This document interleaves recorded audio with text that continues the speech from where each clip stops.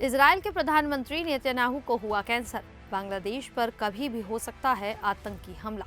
Hormuz में तुर्की की entry, तेल रास्ते पर बड़ा प्लान। परमाणु कार्यक्रम पर ईरान नहीं करेगा समझौता। ईरान का दावा, असली मिसाइल ताकत अभी भी बाकी। चीन की तेल रिफाइनरी पर यूएस ने लगाया प्रतिबंध। नमस्कार, मेरा नाम है शालिनी और आप देख रहे हैं द न्यूज़ 15। स्वागत है आपको हमारे खास प्रोग्राम दुनिया के हालचाल में। चलिए नजर डालते हैं बड़ी खबरों पर विस्तार से। इजराइल के प्रधानमंत्री बेंजामिन नेतन्याहू ने खुलासा किया है कि उन्हें प्रोस्टेट कैंसर था, जिसका इलाज अब सफलतापूर्वक हो चुका है। उन्होंने सोशल मीडिया पर बताया कि साल 2024 में एक मेडिकल टेस्ट के दौरान उन्हें इस बीमारी के बारे में पता चला था। डॉक्टरों ने सर्जरी करके करीब 1 सेंटीमीटर का छोटा ट्यूमर निकाल दिया। अब उनकी हालत पहले से काफी बेहतर है और उन्होंने कहा है कि वे पूरी तरह से स्वस्थ हैं।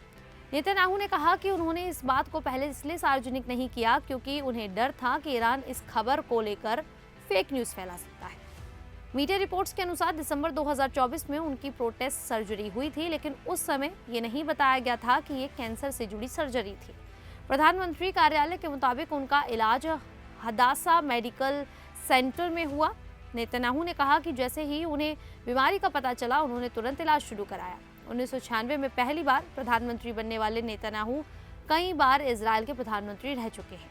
उनके कार्यालय में इजराइल ने हमास और हिजबुल्लाह जैसे संगठनों के खिलाफ बड़ी कार्रवाई की है। वहीं बांग्लादेश में संभावित आतंकी हमले की आशंका को लेकर शनिवार को पूरे देश में हाई अलर्ट जारी कर दिया गया है। खुफिया एजेंसियों की रिपोर्ट के मुताबिक सुरक्षा बलों को खास सतर्क रहने के निर्देश दिए गए हैं।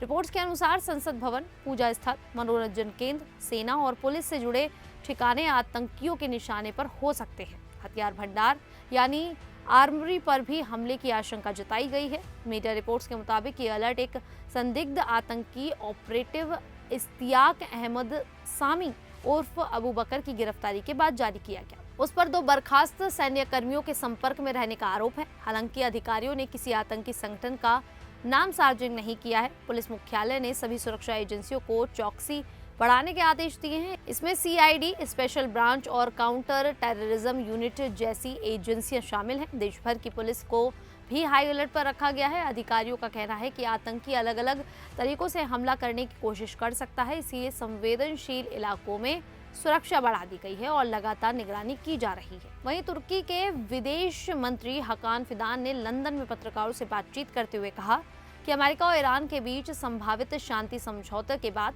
हॉर्मुज स्ट्रेट में माइन क्लियरेंस ऑपरेशन में तुर्की शामिल होने पर विचार कर सकता है। उन्होंने बताया कि समझौते के बाद विभिन्न देशों की एक तकनीकी टीम इस क्षेत्र में माइन्स हटाने का काम करेगी, जिसमें तुर्की को कोई आपत्ति नहीं है। फिदान ने इसे मानवीय कर्तव्य बताया और कहा कि तुर्की सिद्धांत रूप से ऐसे प्रयासों का सकारात्मक रूप से स्वागत करता है। फिदान ने स्पष्ट किया कि माइन क्लियरेंस का काम युद्ध के बाद की स्थिति में होगा और ये किसी भी पक्ष का समर्थन करने वाला नहीं, बल्कि सभी के लिए फायदेमंद तकनीकी कार्य होगा। हालांकि उन्होंने चेतावनी दी कि अगर कोई गठबंधन नई संघर्ष की स्थिति में किसी पक्ष का साथ देता दिखाई दे तो तुर्की अपनी स्थिति की समीक्षा करेगा। ये बयान ऐसे समय में आया है जब अमेरिका ईरान के बीच परमाणु मुद्दों पर बातचीत जारी है और हॉर्मुज स्ट्रेट वैश्विक तेल आपूर्ति के लिए महत्वपूर्ण मार्ग माना जाता है। वहीं ईरान के विदेश मंत्री अब्बास अराक्ची शुक्रवार रात इस्लामाबाद पहुंचे, जहां उनका स्वागत आसिम मुनीर और इशाक डार ने किया। नूर खान एयरबेस पर हुई इस मुलाकात में ईरान और पाकिस्तान के रिश्तों, क्षेत्रीय सुरक्षा और शांति के मुद्दों पर चर्चा हुई। अराक्ची ने कहा कि उनकी ये यात्रा पाकिस्तान के साथ आपसी संबंध मजबूत करने और क्षेत्र में चल रहे हालात पर बातचीत के लिए है। वहीं पाकिस्तान के विदेश मंत्रालय ने कहा कि दोनों देश क्षेत्र में शांति और स्थिरता बनाए रखने पर काम कर रहे हैं। ये मुलाकात ऐसे समय में हुई है जब अमेरिका और ईरान के बीच युद्ध विराम लागू है और पाकिस्तान इसमें मध्यस्थ की भूमिका निभा रहा है।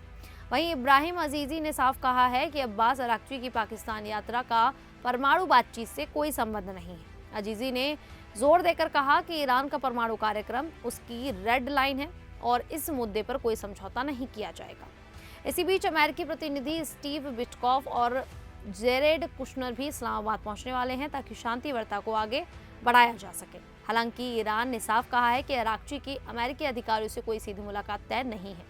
बताया जा रहा है कि पाकिस्तान दोनों देशों के बीच संदेश पहुंचाने का काम करेगा। पाकिस्तान दौरे के बाद अराक्ची ओमान और रूस भी जाएंगे। वहीं ईरान का दावा है कि उसने इजरायल और अमेरिका के खिलाफ हालिया संघर्ष में अपनी पूरी मिसाइल ताकत का इस्तेमाल नहीं किया। ईरान के रक्षा मंत्रालय के प्रवक्ता रेजा तलाईनिक ने कहा कि युद्ध के दौरान ईरान ने जानबूझकर अपनी कई उन्नत मिसाइलों को इस्तेमाल नहीं किया।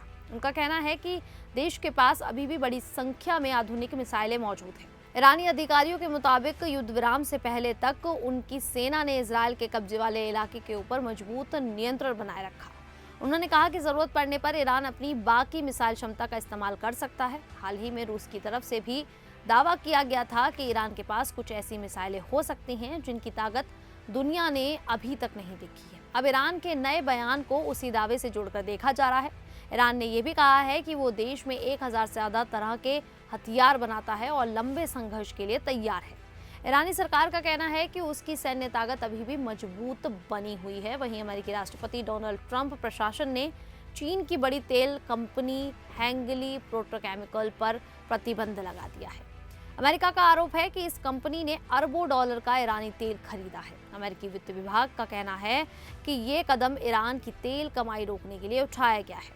अमेरिका लंबे समय से कोशिश कर रहा है कि ईरान का तेल निर्यात कम हो जाए ताकि उसकी आर्थिक ताकत कमजोर पड़े।